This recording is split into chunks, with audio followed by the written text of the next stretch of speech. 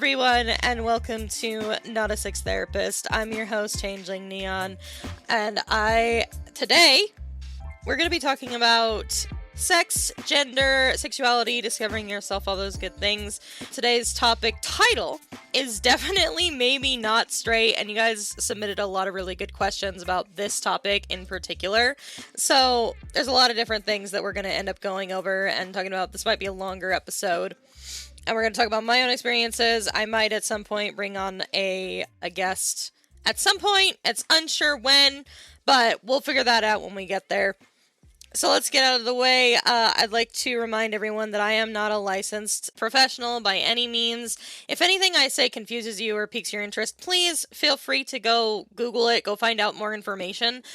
Because again, I'm just somebody on the internet who's lived through quite a bit and has a lot to share and wants to break around those stigmas about sex and having healthy sex and taking care of each other in the bedroom.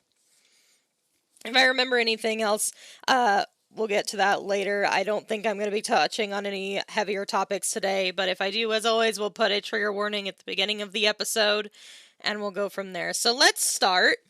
Let's start with the first topic of the day. I'm just going to be chasing the rabbit today, so I don't have any, bulleted lists or anything like that, anything that I think of. I'm just going to start ranting about, and you guys are going to have to listen to, because I said so.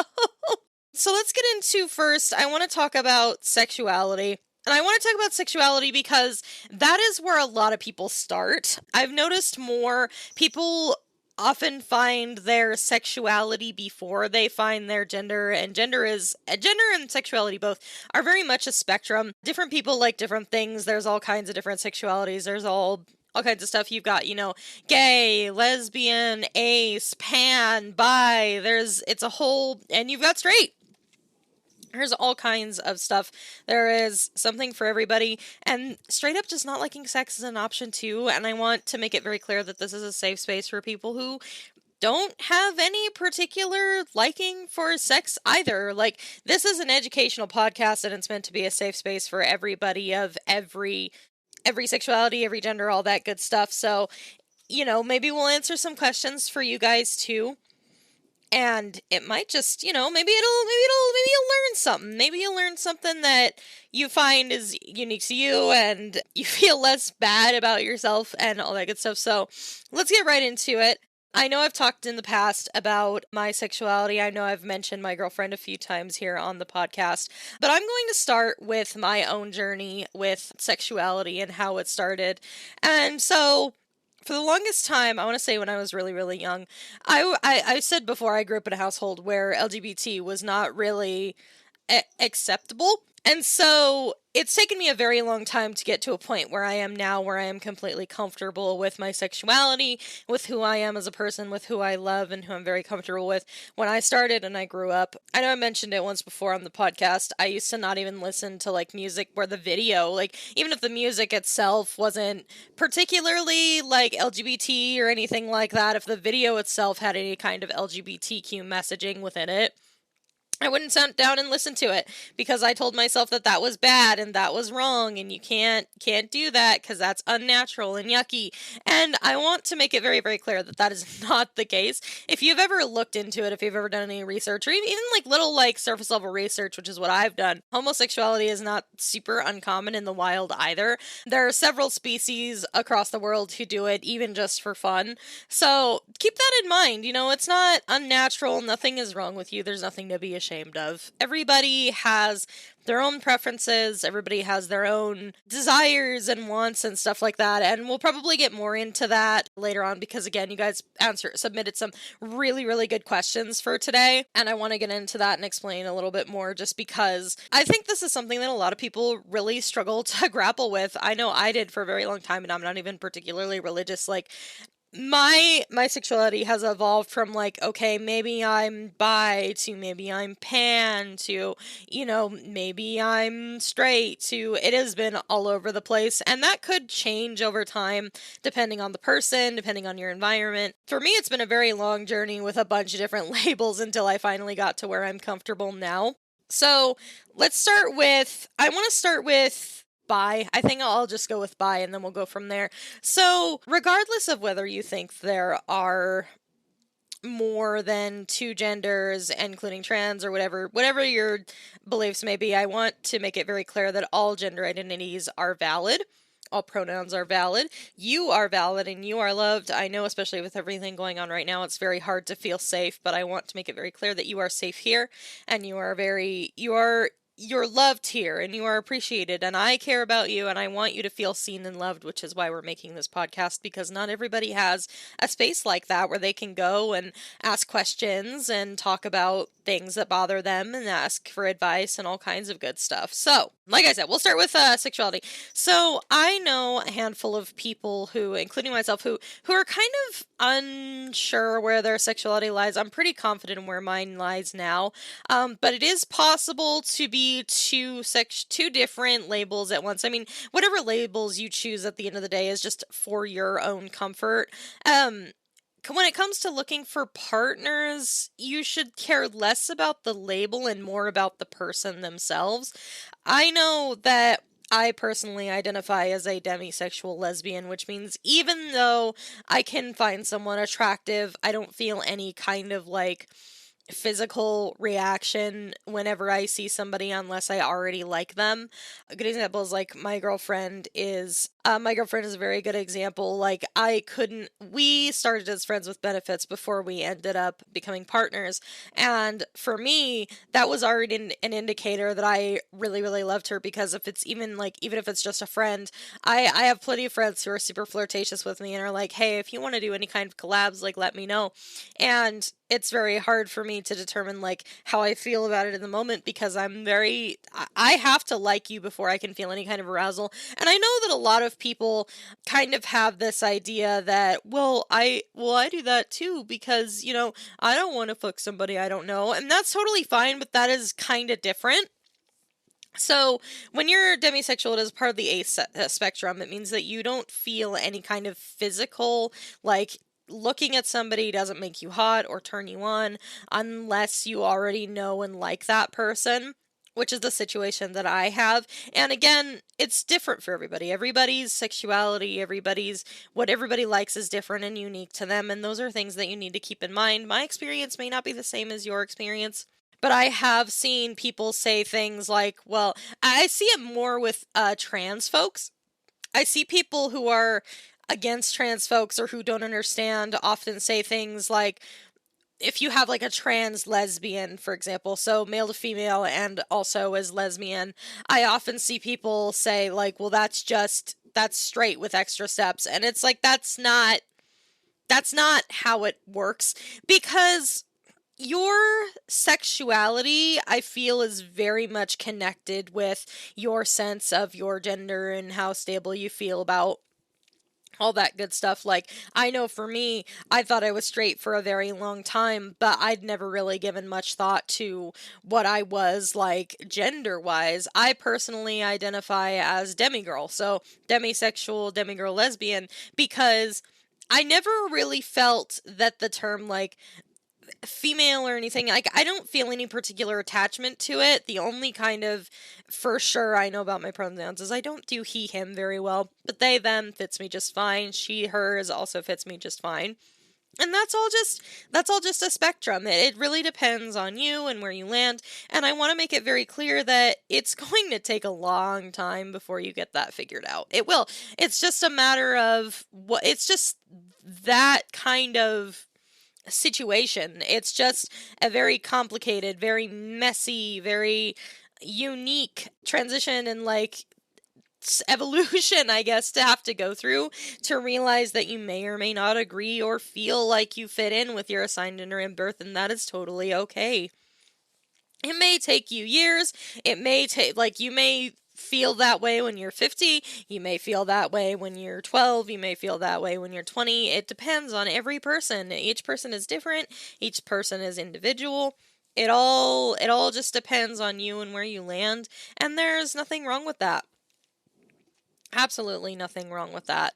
I personally, while I am not trans, I identify with like the body of a changeling, because I like the idea of being able to change my appearance at will whenever I want to suit what I feel comfortable in. While I personally do not identify as trans in any way, shape, or form, I do identify with the concept of body dysphoria, and I'm sure a lot of you do out there too, where you just look at yourself in the mirror and you're just like, this isn't me. And it doesn't have to be a gender thing. It just is like, you look in the mirror and you're like, I don't see myself in the reflection. And that could be like depersonalization, derealization. It could be a whole like lump of things, but that is something that if you experience, if you look in the mirror and you have a hard time identifying with what you see, that same feeling is what I feel you could use to try to understand trans folks and their struggle and what it's like, but theirs is just a matter of like, not only do they not have the body that they want, but societally they are forced to live in that body and identify with a lot of the rules that are pushed on them.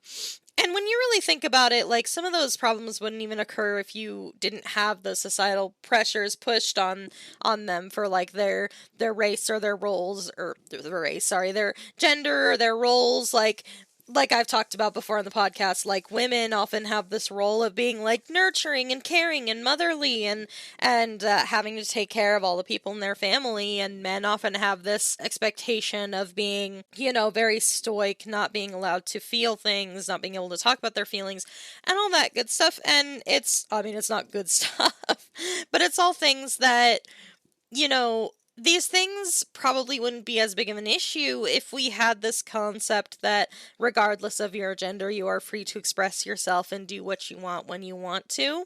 And I think that if more people, like, I think if you really struggle with your body and relating to your body, if you don't understand how a trans person feels or why they want so badly to get the appropriate gender or change their gender, I think using that experience that you have might help you understand them a bit better. Like, I know that it's not possible for me to get purple skin and grow some horns, but I personally would love to have that option. And for most trans people, like, the option to become their assigned gender, to get those surgeries, to get that treatment, is there for them. It's just a matter of if they can afford it. And for a lot of them, that is part of the struggle. Part of the struggle is being able to get access to that care that they need. And in a lot of times, it could even save lives. Like, I think that people underestimate just how much being in the wrong body and having these expectations forced upon you can really affect your mental health and how you see yourself and your body image. And the goal is to educate and help people understand that just because you don't understand it does not mean that you can't support them in their journey. And I just want people to understand that it's complicated, and it's going to be a period, and it's going to be a transition. And I think that we really need to start advocating for like more accessible care for trans people. A lot of people, like, plastic surgery, cosmetic surgery is what gender affirming surgeries are usually classified. And yes, while it is a cosmetic surgery, it is something that helps them feel more comfortable in their body. I think the root of the problem just comes down to having expectations on either gender, regardless of what it is. People are people, and I think we need to see them that way. And if you're non-binary or a gender fluid or anything like that, I want to say firsthand, like, I'm very proud of you for not letting those gender roles define who you are and identify who you are, because again, that is just as valid. If one day you feel more feminine and another day you feel more masculine, that's totally okay. And I think it's healthy almost to have those opinions and viewpoints of either side, just because it's freeing. Like, it's healthy for you to be able to express who you are and be happy and comfortable in your own skin. And those are very, very important. And it's going to be hard, and for a lot of people, especially now, it'll be an uphill fight, but it's very important that you guys continue to be who you are and speak about who you are and be open and embrace it, because the only way we're going to normalize it is by letting you guys, being free, like, doing what you want to do, being out in public, not feeling ashamed of yourselves is one of the best ways that you can teach the people around you, and you can embrace who you are. That's the only way it's going to get better, is if you decide to go out and embrace it. And it's a very complex thing. Like I'm gonna be honest, while I personally, like, I know I identify as like demigirl, and that is a whole other thing for those of you who don't know. Demi girl, demi boy, that just means that you don't wholly identify with your gender assigned at birth. Not I wouldn't consider myself wholly non-binary or gender fluid or anything like that, because I never ever really feel masc, but I definitely don't think I'm 100% femme either. I feel like I float in the middle a lot, and that's fine, and there are other people like that out there too. And I want you guys to know that you're not alone, and that it's all a spectrum. Like, it all changes, it all varies, it goes from person to person, and everybody's journey is going to be different. Everybody's travel, like, everybody going through the internet and finding who they are, it's all going to be different. You know, you may I there's somebody who I follow, and I don't know if I'm allowed to shout them out on the podcast. I'm going to. If something happens, they can always let me know, and we'll have it taken out. But if you've ever looked into somebody who didn't transition until much later in life, Mercury, Stardust, Topaz is actually a very good person or account to go look into and follow, because they didn't transition until much later in life, but they are much happier. They have a lot of life skills. They have a lot of skills they could teach you. If you watch their videos, they're very kind and gentle, and they try to teach a lot and educate people about their situation and things going on, and how they can fully embrace and uh, exhibit, I don't know what the word is that I'm looking for, themselves. And their story is one that is incredibly inspiring to me, because they are someone who had a lot of gender roles pushed on them for a very, very long time, and they still had the courage to step up and show the world, this is who I am, and I'm not afraid of it, and I am happy to be this way and be who I am. And I'm very proud of them, and I look up to them, and I admire them a lot, because that is very hard to do, and we need more people like that to show that it's okay. It's okay to be different. It's okay to have, all these issues, or to have all these issues, sorry. It's okay to be misunderstood, and it's okay to be open and confused and learn, and to seek out resources and talk to people. And the goal of this podcast is to help people understand that even if they don't fit in the mold, that's okay. And they might find a label that makes them feel more comfortable, that makes them, maybe they'll find a community that makes them feel welcome and safe and happy. And I want you guys to understand that it's okay. Whether, I think another thing that a lot of people struggle with, and something that I have struggled with personally, is your family. I know that family is a very complicated topic for a lot of LGBT queer kids, family members. You will find that if you join any kind of queer community, that you will find a family in time that makes you feel loved and supported. And the LGBT community is actually one of the kindest, most forgiving, most understanding communities that I've ever been a part of. And I'm not really a part of it. I'm just looking, I'm just kind of wading through and passing by, and I see a lot of kind, generosity. I see a lot of care put into accepting people and helping them grow and understand. And I remember there was a short time there where I myself was questioning, like, my gender. I wasn't sure, I don't feel wholly female until I found demigirl. And my girlfriend was very supportive and was like, well, look into it, see what you find, see what you're comfortable with, and then, if you find more, go from there. And it's an attitude that I see a lot in the LGBT community, and it's very important for people to know that they're supported and that it's not weird. I think, and again, like I said, with depending on how you grew up and the influences that you had growing up, there is a lot of negativity or stigma around LGBT. I've noticed that, especially for me and like a couple of my other friends who had like a little bit of a religious upbringing, I have family members who are very much like anti-gay, and when I brought up to them, they said something like, well, we'll pray for you even though that's not the right choice. And it's like, I don't think that anybody's religion should tell you that the way you were born was wrong. And especially if you're not hurting anybody or anybody else, then it's okay to be who you are and to express that and to be comfortable in your own skin and allow yourself to grow and understand and accepting who you are. I have plenty of friends who have transitioned in the time that I've known them. And oh, and this is something too, that if you have a trans friend or a trans family member, or and you're really struggling to connect with them, I find that the best thing that you can do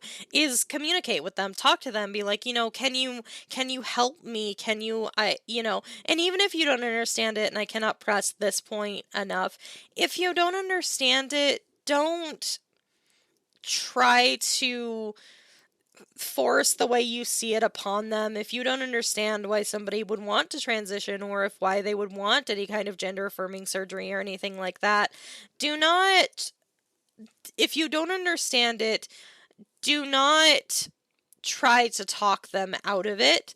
When it comes to your identity, when it comes to how you feel, when it comes to presenting yourself, nobody should be allowed to tell you how you present and how you exhibit yourself. And I'm sure everybody out there knows that if you want to get any kind of gender affirming care, you have to jump through millions of hoops to get there, and by that point you probably know that that's what you want to do. And it's not fair for anybody to push their expectations upon you or anything like that. And I want it to be very, very clear that regardless of whatever your gender identity may be, if you decide to get gender affirming care, if you are playing around with pronouns, that is totally acceptable, and you are valid, and you are totally fine. And to those of you who don't understand or are not trans or don't have friends, or even just want to understand, even if you can't understand, or if you really struggle to identify with that struggle or anything like that, just be supportive of your friends who are going through that. If somebody comes to you and says, hey, I would prefer for now that we use, he, him pronouns, or she, her, or they, them pronouns, please do your best to respect it. And if you make a mistake and you misgender them once or twice, that's totally fine. It depends on the person. I've found that some trans people prefer, if you do screw it up, that, you just apologize and move on, and don't rag on it, you know what I mean?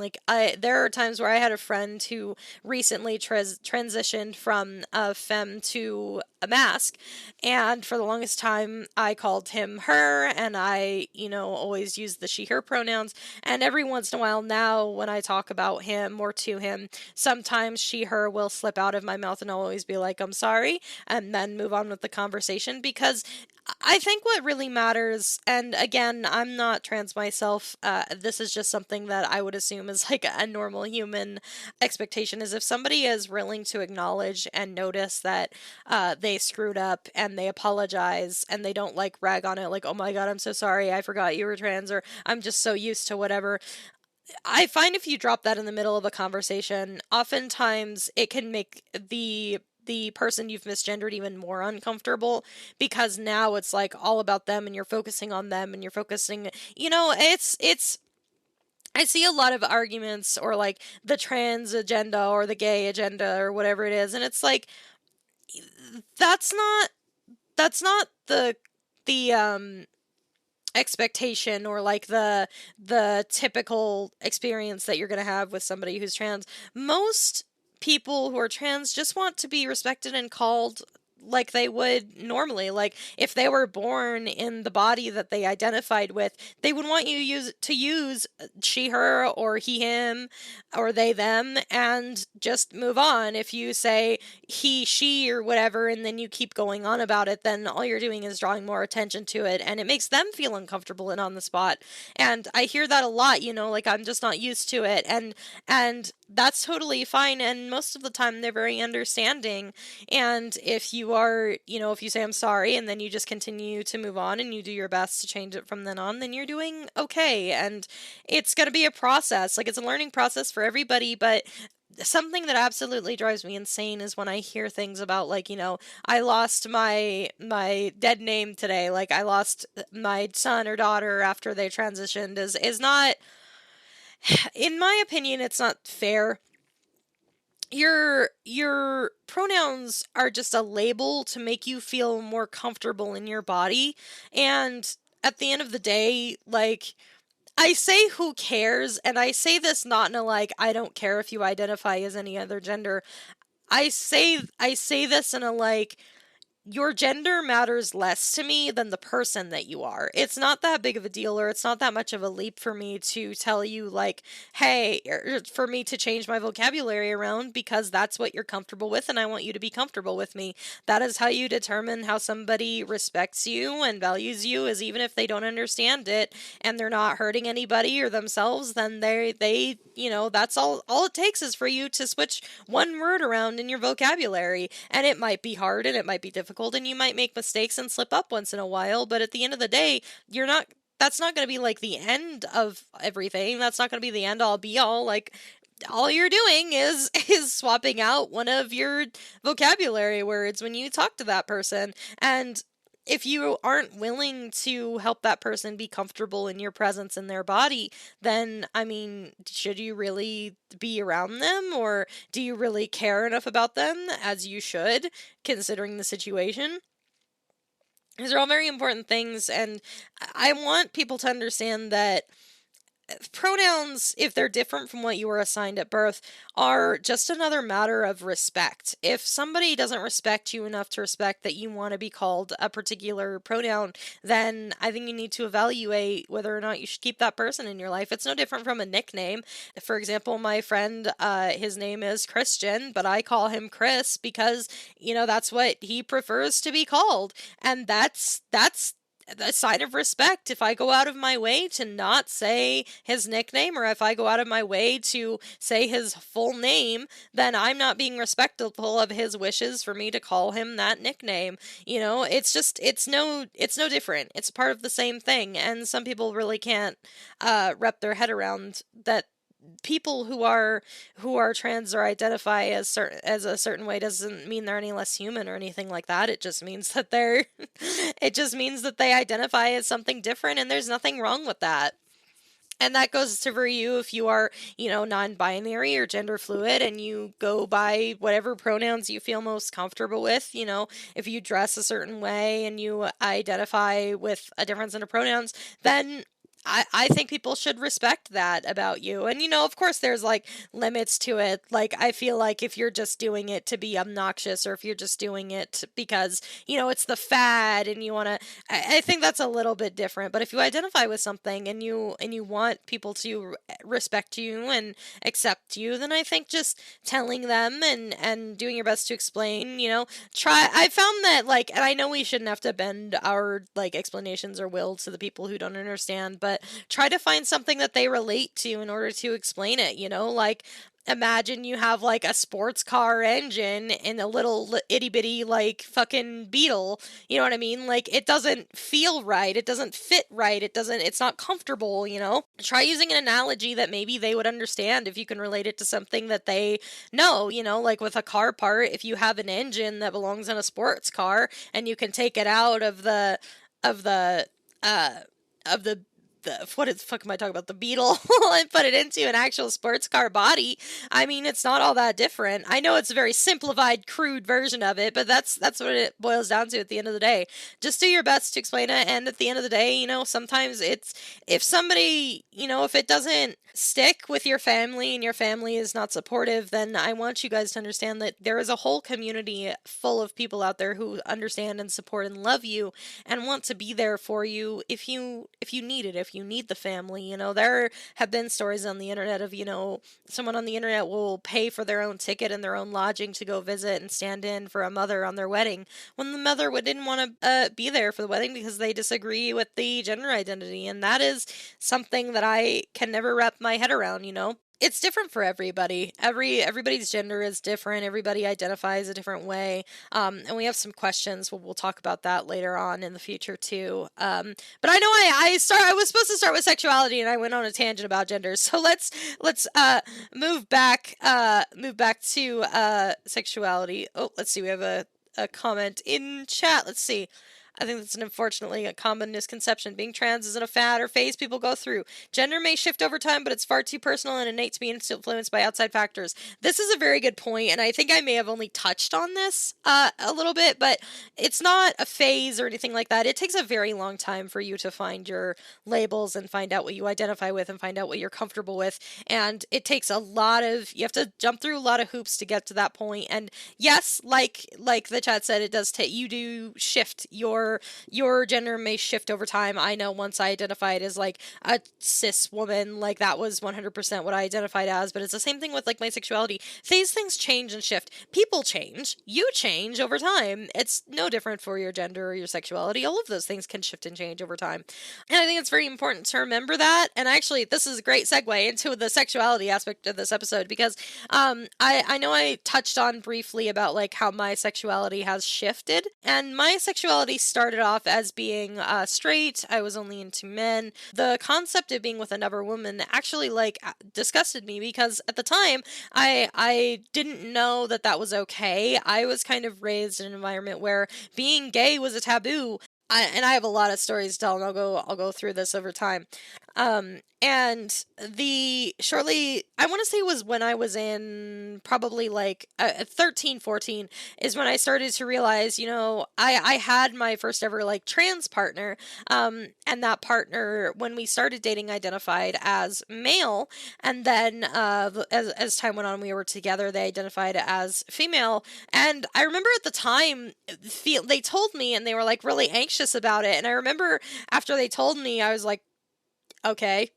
Like, I don't care. I love you for you. I don't care if you identify a certain way. And it was at that moment that it hit me that I was like, I feel like if I was straight, I would care a lot more about this. Like, I feel like if I was straight, I would care a lot more that you told me that you identified as female. I wasn't relieved or anything like that, but the lack of reaction that I had was enough to tell me that, okay, so clearly I'm not straight. And for a while after that, I just kind of identified as bi, because I had loved a male partner and I'd had male partners in the past. And then my newest partner my partner at the time was trans. And I was like, okay, so clearly I like men and women. And I guess that's the way that it is. I don't mind that. That's totally cool. I still, at the time, preferred men to women, but clearly it didn't bother me enough to care either way. So I identified as bi. And then more time passed, and I found out what pansexual was. And I found out pan was, it doesn't matter what they identify as, you love the person. Or you find them sexy regardless. You get all of the ass. And so for a while I was like, okay, well maybe I identify as pan, because like I don't care if you identify as gender fluid, I don't care if you identify as non-binary, I don't care if you identify as trans, male, female, whatever the case may be. I don't care, as long as I like you, and I'll be horny for you. And that was what I identified with for a very, very long time, until relatively recently when I met my girlfriend. And my current girlfriend, she is also trans. She is male to female. And over time, I have learned, and she has taught me a lot. She's taught me a lot. I've grown a lot being with her over the past couple of years. I have learned that I'm not exactly sure if this is part of my history with some of the things I've experienced in my life, or if it's legitimately how I feel, but I do feel that my sexuality has shifted towards almost exclusively women. When I see men, that kind of gives me like a feeling, like, I'm not into that kind of feeling. And that's totally okay. Like, if you're just not into the opposite gender, then that's okay. I actually had a friend many, many years ago. We don't talk anymore, but I had a friend many, many years ago who was gay and like actually repulsed by the opposite gender, like to the degree where they were like, I literally cannot look at the other gender because it actively like makes me go and that's totally okay. I think they could have gone about it a little bit gentler, but it is what it is. At least they were open and honest about it, and they gave you warning prior to, like, I am not into the opposite sex. Do not show me a picture. It's not for me. I'm not interested at all. And that's totally fine. And I get I get some degree of that to. I get to a degree that same feeling. And I know, like, I'm sure somebody after they listen to this episode is going to be like, well, you're dating a trans femme woman. Like, they have manly parts until they transition. And yes, you're right. But remember what I told you about being demisexual? So this all plays a part. I consider myself a demisexual lesbian, which means that A, I only want to date women, and B, that I can only find women attractive that I like. So, of course, even though my girlfriend is trans femme and currently still has her mask body, I still find her attractive because I'm demisexual. And so it all comes down to, like, and of course, labels are just labels at the end of the day. Whatever makes you feel more comfortable in your body is totally fine and acceptable and all that good stuff. But you don't feel forced to identify any kind of way or identify any type of way, because that's not what it's about. I also see this a lot. I see a lot of pressure, and I know I kind of touched on it with, like, trans as well, but just because, and I feel like this is more for, like, the younger audience who may or may not be on the stream. I know we talk about a lot of adult topics, so this is educational. I feel like it happens a lot more with younger kids. I had a story from when I was working. My boss told me about his daughter who had a bunch of friends around her saying that they were lesbian and kind of peer pressuring her into being lesbian too. Like, they wanted to be the lesbians on campus. And I think it's very important that you are able to distinct, like, what you feel and what you are being pressured to feel, and that goes for family too. Like I said when I started this, I was very much pressured to be straight. I was told that being gay was bad, or being LGBT was not good or not healthy or bad. And so I internalized that and had a lot of internalized homophobia. And so as I got older, I was learning, okay, well, so that's not the case. I actually have a lot of, like, stories about how there were plenty of signs that I was gay and I just didn't know any better. There were plenty of signs. Like, I only ever hung out with guys. I always really liked to look at, like, fictional women, just admiring their shape and stuff like that. Like, there were plenty of signs that I was gay. I just didn't know. And having a forced, like, having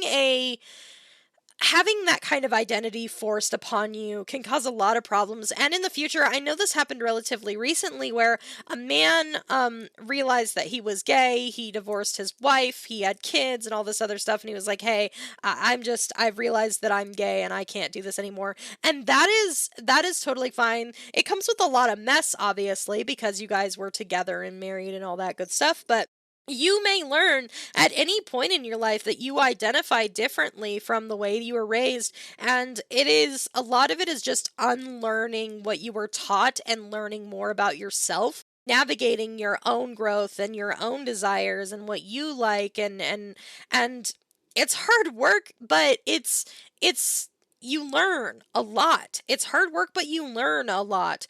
And I wish there was anything I could say to make it easier or better, but unfortunately it's just one of those situations where you just have to it's a learning process. And you may know super early on it, or you may know super late, and there's no real way to tell. You just need to be comfortable and confident in your body and how you feel. And if you're in an environment where expressing yourself comfortably or expressing yourself wholly in everything that you are is not safe or comfortable, and I encourage you to do your best to stand up for and let yourself be represented and expressed when you're out and about in your neighborhood, because you will teach others that it's okay to identify however you identify sexually, gender wise, all of that stuff.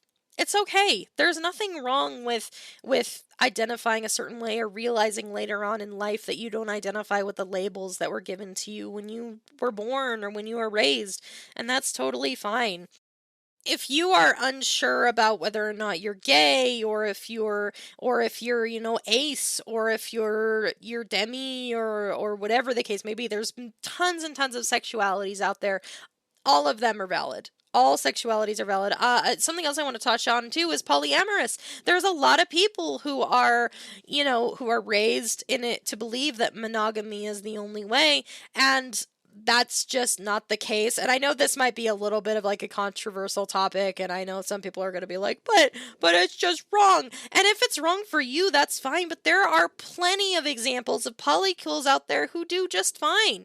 You've got like polycules of up to 8 people, 12 people, whatever the case may be, who are all in a relationship and intermingle and all that stuff. And as long as everybody is, talked to, as long as everybody's kept in the loop, as long as everybody is like consenting and aware and all of that good stuff, then you're fine. Like, you have to understand that any and all sexuality comes down to consent. It all comes down to what you're comfortable with, what your partners are comfortable with. And there's another question that was asked in here that I don't know if I'll probably revisit it at the end, because it was something I would have put in the consent episode if I had had it sooner, but we'll go over that after, where it's going to depend on your definition of cheating, what you're comfortable with, what you're not comfortable with. There was a short time myself, and maybe still am a little bit interested to see if I could potentially be poly. It's so unique, and there's so much, it becomes a problem when the people that are in the polycule are not consenting, or are not comfortable with it, or are not okay with it. That is when those things start to become an issue. There's nothing wrong with expressing yourself in whatever way you're comfortable, as long as you are being respectful of everybody involved. And that is something I think is misconstrued a lot, is just because it's all about boundaries. You know what I mean? If you have something like swinging, if you enjoy swinging and you and your partner are both okay with it and you both engage in it, is that cheating? Because you both are comfortable with it. It's a matter of your partner and you and what you're comfortable with. And like I said before, just like gender, sexuality is a spectrum, and you could be, not gender fluid, you could be like pansexual or bisexual, and it all like, it really depends on how you feel. And there's all kinds of things in there I didn't even touch on. Like there's I also probably should talk about this. Like we've got, I know I talked a little bit about demisexual, but we've also got ace, and asexual is just where you don't really have any inclination towards sex at all. Like it's just kind of a thing. You don't feel attracted to either gender. You just kind of, and just because you're ace, it doesn't mean that you don't want to have sex.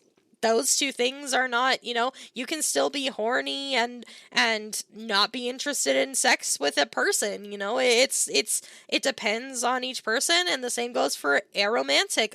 That same friend, and I really hope that they don't get upset with me mentioning him a couple times in this podcast, but that same friend who is trans also identifies as aro-ace, which means they identify as aromantic and asexual. And aromantic just means that, like, yeah, they're horny, but that, or not, not asexual, they're aromantic, just aromantic, sorry. And that just means that they don't really catch feelings for anybody. They just, they love you platonically, almost exclusively, and that's it. That's how they feel. They have another partner who is also aromantic, and they just live together, and they're buddies that also sometimes have sex. And that is entirely their choice and up to them, and if it makes them happy, then go for it. It's, some people don't feel any kind of romantic love, some people do, some people don't feel any kind of sexual desire, other people's do. And it all depends. There's so many sexualities out there, and there's so many different, things to learn and express. And if there's anything that you're like curious about, or you're unsure, or anything like that, then you can always do more research. The LGBT community is very open and very welcoming, and it always comes down to how do you feel. There are plenty of examples of like men. I wish that men were more open about the way that they feel, because I feel like men in particular are taught that it's not okay to be gay. Like, you can't like another man, that's bad, that's gross, but that's not true. Like, you can love whoever you want as long as you're both consenting adults and you're both aware and respectful of each other. It all boils down to communication and talking to each other and knowing that and being comfortable with who you are, And it's not uncommon for people who are in monogamous relationships to have to break up with their partner because they realize that they're polyamorous and that doesn't work for their partner. And that's something else I want to touch on too, is just because, you identify one way and your partner identifies as another, it's not worth staying in the relationship if this is something that's going to be detrimental to your mental health. If you identify as, for example, if I were to identify as polyamorous, but my girlfriend was not, and she was not open to that, and that was a big no-no for her, I would have to respect that and say, I do love you very, very much, but this is something that is important to me, and I want to be able to express myself and share this love freely, and if that's not okay with you, and you are not comfortable with me doing that while you and I are in a relationship, then we just need to walk away, and we can still be friends, but that's just not going to work for us, and I've talked about this before, I think on the first episode, is you can be it all comes down to consent and finding out what is most important to you and then going from there. Is it important to you that you have, is it important to you that you are, able to express the polyamorous part of yourself freely? Is it important to you that you are able to be, find that person that you really love and want to be with and find more people? Or, is it important to you that, if you're with a man and you feel like you're bi or you're gay and you want to get out and you want to be with a man or a woman, those are things that you need to sit down and talk about. And it's not something that I think that people misunderstand and might misconstrue when they hear this episode too, is that just because you guys, or it may not work out because you guys sexually don't work out, like, that doesn't mean you can't be friends. That doesn't mean you can't talk to each other. And I think it's very important to know too that if you let these things sit and fester and bother you, it could end up showing up in the relationship much later, and then you're sitting there wondering what went wrong because you didn't catch it early enough, or you didn't want to accept that that's why early enough, and then it becomes a bigger issue. And that is something that I want to stress is important. Like, it's important to know yourself. It's important to know what you're okay with and what you're not okay with, and what you expect and what you want out of your relationship, and expressing yourself in a way that makes you comfortable. Your sexuality, and it's okay to be gay. It is okay to be poly. It is okay to be ace. It is okay to be aro. All of those things are okay. And if you guys want me to go more in depth on any of those sexualities, we can do a whole episode on it. Right now, we're just focusing on it's okay. I want to really hammer home this episode that whatever you identify as, it's okay. It is okay to be different, because there's so many people out there who are already different. There's so many people out there who want to express and love freely and do what they want with their lives and marry who they want regardless of gender, and all of that stuff is very important. And it's okay, and regardless of what happens, you are loved and valid, and if, somebody close to you can't understand that or see that, then, it's their loss. You're unique, and you're beautiful for being who you are, and accepting yourself, and I'm proud of you for being able to recognize that about yourself, especially if you grew up in a home where it wasn't acceptable. And if you're not ready yet to come out and talk about it with the world around you, then that's okay too. There's no shame in that. It's all a matter of feeling, and you'll know when you're ready, and whenever you do decide to come out, or whenever you do decide to talk to your family or anything like that. If you need a friend, if you need somebody to support you, you have a whole community of people to talk to. You have a whole community of people who can help you, who can, that can give you that support, that can be there to back you up, that can help you, that can do all these things to make sure that you know that you're safe and loved and comfortable. And that is 100% totally okay. And it's going to be a long road, especially if you've had a rough childhood where you don't feel that that's okay, or, you're in a home where they're very anti-LGBT. it's important to know that you guys are safe and valid and loved, and there's nothing wrong with that at all. And you need to really understand that and discover and like look into all the different kinds of sexualities and what you might find. And like I said, I will find if you have a question and you're not sure where to look and you describe whatever you need, I will always come on the podcast and tell you what I've found. That's what I'm here for. I want you guys to be able to ask questions. I want you guys to be able to be comfortable with things that you find out. I want you guys to be comfortable in your bodies and what you learn. And so it's important to me that you guys understand that it is okay, 100% okay to like what you like. I mean, this is like, I know we're talking about like gender and sexuality, but like this goes for all things we're going to talk about on the podcast, like fetishes, sexuality, kinks, gender, all that stuff. Whatever you identify as, whatever you enjoy, as long as you're not hurting anyone or anyone else, then it's okay. It is okay. And if you don't understand it and you're listening to this podcast and you have friends or, you want a better understanding of the sexuality or you want to be able to understand and support people, then all you have to do is to be there. Ask them what you can do, even if you don't understand it, sit down with them and tell them like, hey, I know I'm struggling to understand, or I'm still learning, or I can't wrap my head around this, but I love you and I support you and you are my friend, family, daughter, son, whatever. And I want you to know that I have got your back 100%, and I will stand by you if you need me. And if there's anything I can do, tell me.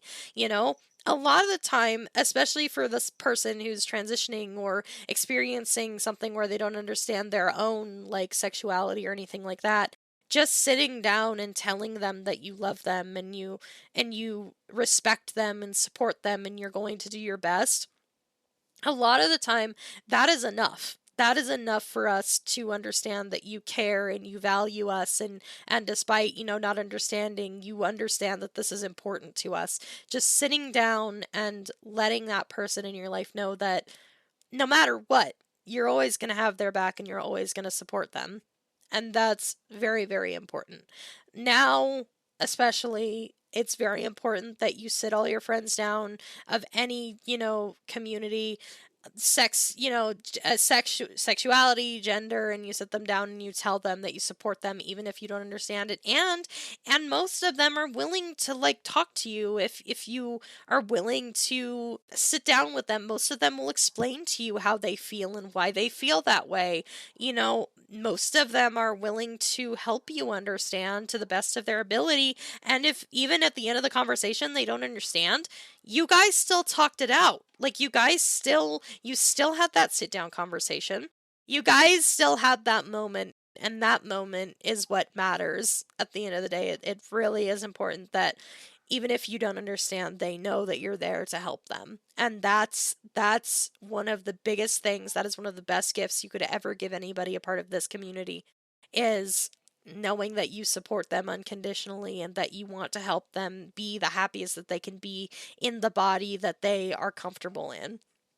And again, if anything that I said, if it doesn't, if you don't particularly understand, or if you want me to go more in depth about something, we can do a whole episode about gay. We can do a whole episode about transitioning. I've got a buttload of stuff on that. We can do whole episodes on like kinks and stuff like that.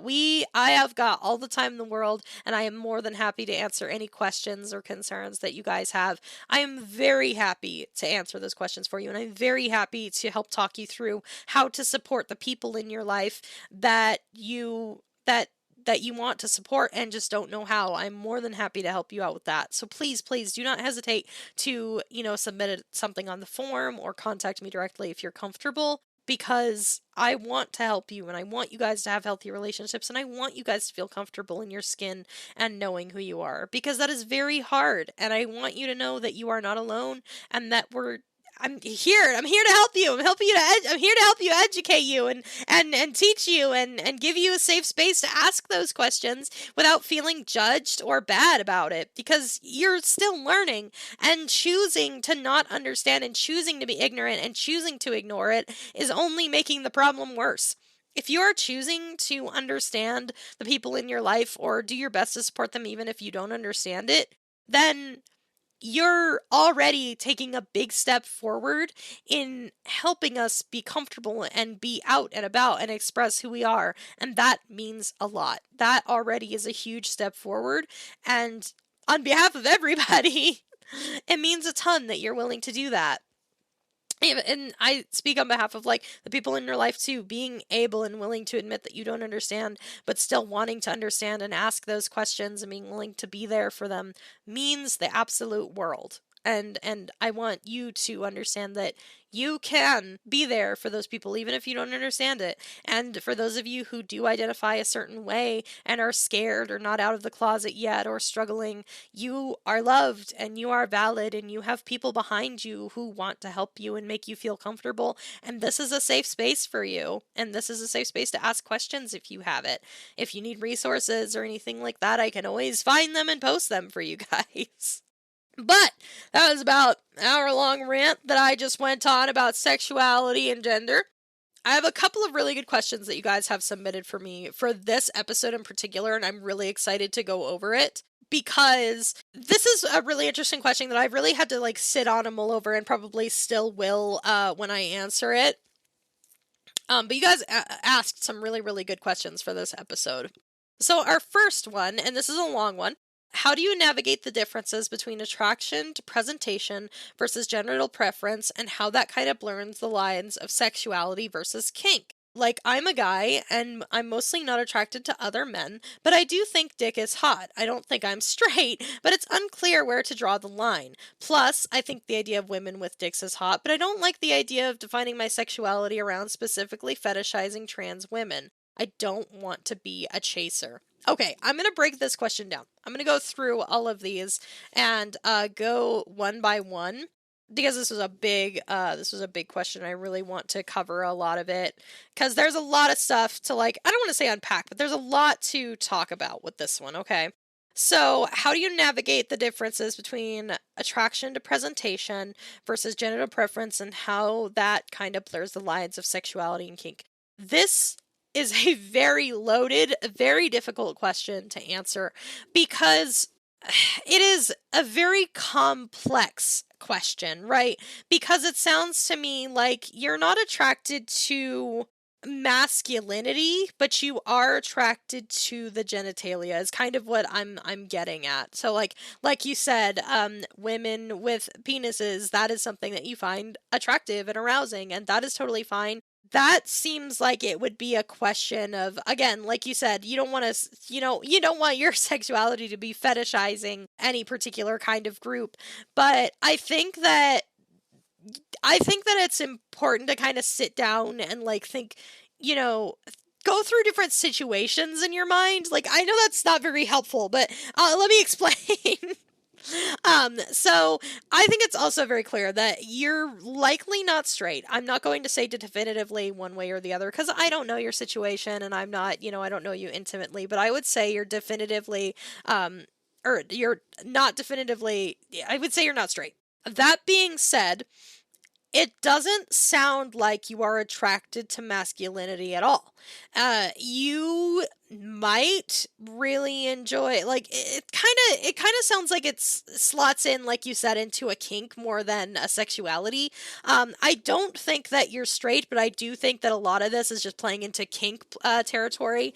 I think that sitting down and thinking to yourself, okay, would I date a man? Because when it comes to sexuality, I think it's more than just the sex, right? I think it's like you're committing to, not only are you committing to like whatever you're going to be fucking, but you're also going to be committing to the person behind it. So, if you have somebody in your life that you really like, if they were a man, would that turn you off? Would you not want to be with them anymore? If you were approached by a guy in a bar and he was, and he was respectful and decent and you were in the mood, do you think that you would be willing to go into the back with him and maybe do some sexy things? Like, I think what you're describing does land more on kink, but it does sound like you do have some questions about your own sexuality. And so what I have found is particularly helpful is try to sit down and have a conversation with yourself and put yourself in different situations. Like if a trans man or a trans woman were to come up to you and, if you got along with them and you really liked them, do you think that you could have sex with them? Do you think you could stay with them for an extended period of time? If a masked woman came up to you and wanted to have sex with you and wanted to peg you, like, is that something that you would be okay with? Is that something that you would accept? It really comes down to, I identify as like, I am a lesbian because I like women. Now, I like women in the sense that I like people who I identify as women, and I like the shape of women. I like women. When it comes to men, I'm not really attracted to men as people usually. I'm not really attracted to the body type. But that is something that I have had to figure out and navigate over time. I think that when it comes to this in particular, I would say that because it is more like it's a sexual thing than anything else, I would say that's more of a kink. But I think that the idea of liking, if you find the idea of like a feminine man attractive and or arousing, or if you find the idea of, a man, or because you like a woman that has a strap on does not necessarily mean you are gay. You know what I'm saying? So it really depends on, I think the line starts when it comes out of the sexual space, right? Like, it is a kink if you like to see women with dicks. It is a kink if you like to be pegged. But it is a sexuality when you prefer to sleep with men over women. It is a sexuality when you prefer to sleep with masculine women, or it is a sexuality when you prefer to sleep with trans mask people. Like, it becomes a sexuality, A, when it's a preference, and B, when it's something that you take into consideration with your relationships. And I know on this podcast I talk a lot about, like, if something is important to you sexually, and important enough that you feel the need to bring it up in your relationship, then that's a conversation that needs to be had. But I think that's different. I think if you the line, like I said, the line starts when it's a preference versus a kink that gets you off. I prefer women. I like women. I don't really want to sleep with a man. I would rather be with a woman for the rest of my life. That is a preference that I would like to stick to. Do I like it when my girlfriend puts on a strap and pegs me or fucks me? Yes, but that doesn't mean I like men. You see what I mean? Is you have to evaluate at what point how far would you be willing to go with another man or with another woman, or you have to find that line. And my line, I would argue that line is where that sexuality, like where the sex bit stops. It is very hard to that is a very interesting line to fall on, and it's very unique and it's very complicated and complex.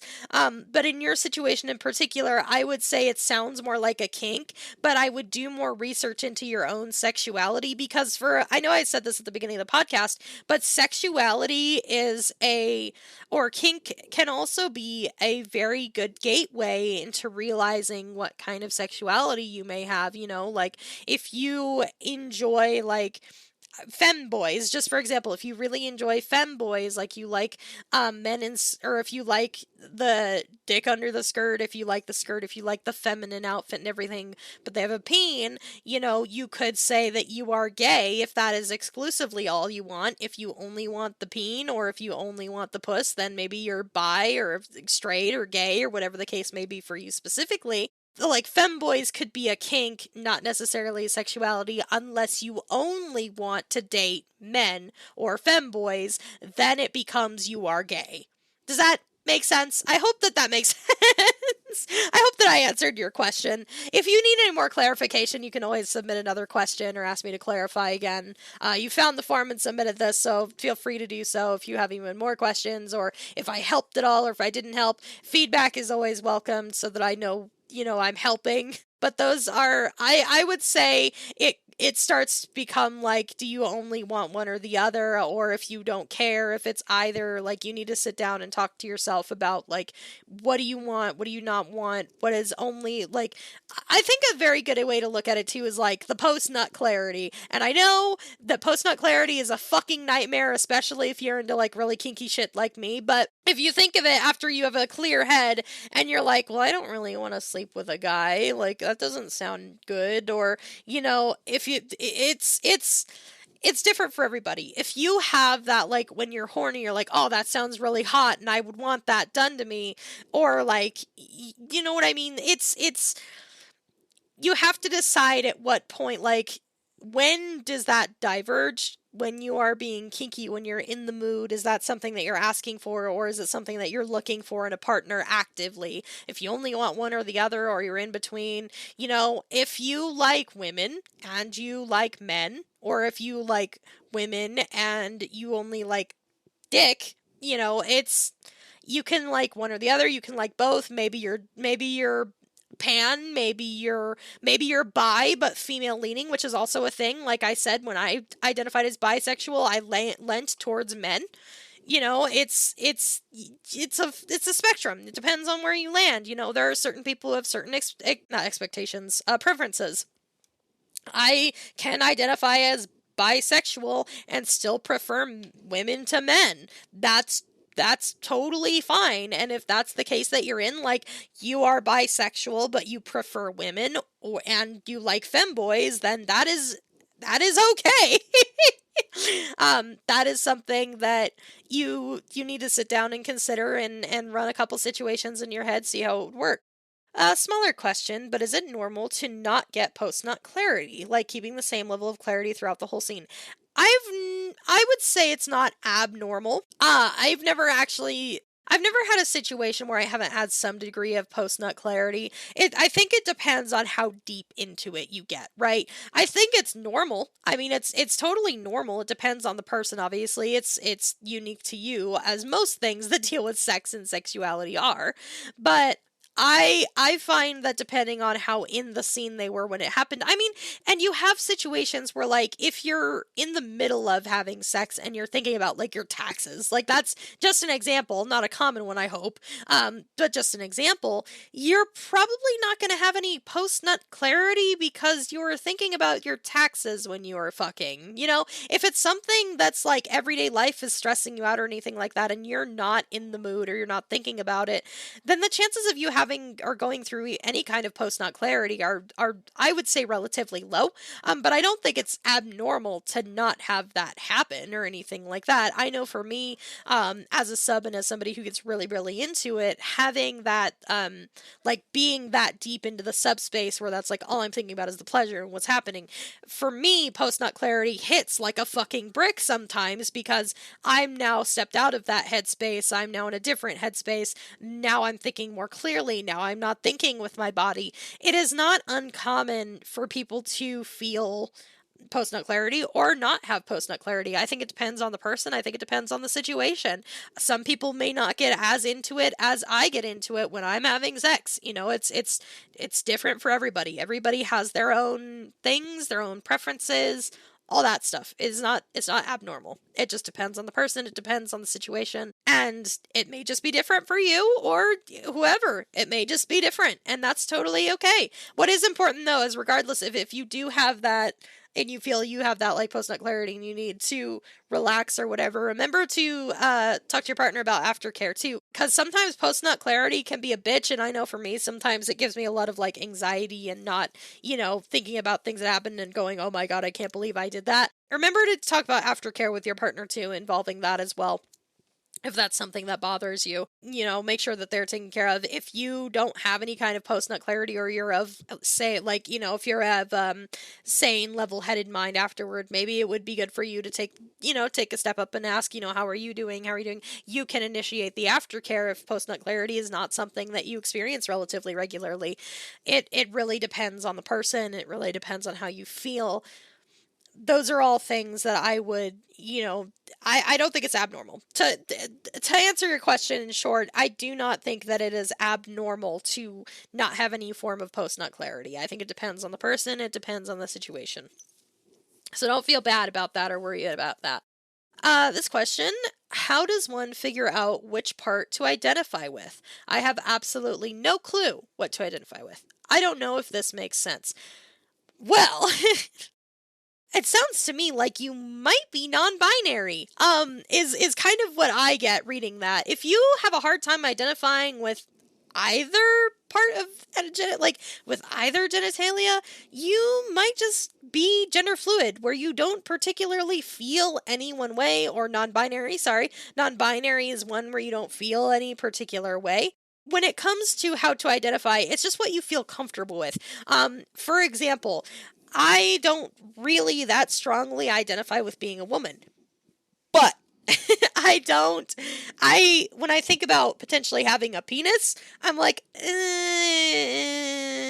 no, I'm okay. So, it's different. It depends on how you feel. If you don't feel any kind of way about your genitalia or the other genitalia or whatever, or, you might just be non-binary, and that's okay. There's nothing wrong with that either.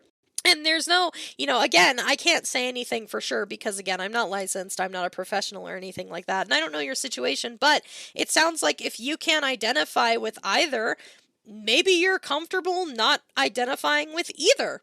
Maybe you're not comfortable with either the male or female or trans label. Maybe you're more comfortable just being a void with a hole or a peen. It doesn't you don't have to let your genitalia dictate what you identify as. I mean, clearly trans people don't. So I think that that's something that you need to sit with yourself with and consider, like, maybe I don't identify with either. Maybe I don't identify with these body parts. Maybe I just identify as me. And that's totally acceptable and totally fine. And there's nothing wrong with that. That is totally okay. There's no reason to feel bad or negative about that, or and it may just be a situation where you're still exploring and you're still learning, and at the end of the day, you just have to sit down and find out what you're comfortable with. It just is a matter of how you feel with the thought of having that part of you be different. And I also want to make it important to let, like, try to do it when you're not horny, because you can have all kinds of kinks and fetishes, but that doesn't necessarily mean that you want those kinks and fetishes to be the reality. You know what I mean? So be aware that you're thinking about it with a level head. Sex is just as much of a drug as a drug is. So be very careful about what make sure you're thinking about it with a clear head. And like I said, consider looking into non-binary or gender fluid, because it sounds like that might be a situation that suits you. It's just a matter of what you feel comfortable with, and if you don't feel any type of way towards either, maybe that's an indication that you don't identify with either. At what point is porn considered cheating? If it's a given in a relationship that porn itself isn't cheating, does that change if it's porn of someone you know or just publicly posted lewds in general? Okay, this is a very good one, and I really want to touch on this one because I would have put it in consent, because this is a big, big, big, big communication one. This is entirely a communication one. I cannot tell you at what point porn is cheating because it's not up to me. It is not. I'm not in your relationship. I'm not involved. It is entirely up to you as far as what your partner is comfortable with, what you're comfortable with. Some couples say that porn is cheating. Others don't. Others say that actively going out and having sex with other people isn't cheating as long as they only love their partner. And so when it comes to this question in particular, I want to make it very clear that these questions about, like, if the porn itself isn't cheating, but it's someone you know or you see their nudes, is that cheating? That is something that needs to be talked about with your partner. If they're okay with the fact you're watching porn, that itself is not cheating. If they are uncomfortable with you looking at somebody that you know, or they are uncomfortable with you seeing nudes in general, that is a conversation you need to have with your partner to determine whether they think it's cheating or not. Like I said, some couples would consider flirting with other people cheating, others may not. And that is a question that I cannot answer for you because I am not part of the relationship and I don't know what your limits are and boundaries are. And that is a conversation that I recommend and highly encourage you to go talk to your partner about. Just go to them and be like, hey, I know we've talked about how porn is not okay in our relationship, but is it okay, when is it okay if it's somebody we know? Is it okay if I just, what if it's somebody we know and they post something and I happen to see it? Is that cheating? And then depending on what the response is, you can proceed from there. If it's something that you think you agree with, you don't agree with, you understand with, you can talk more then.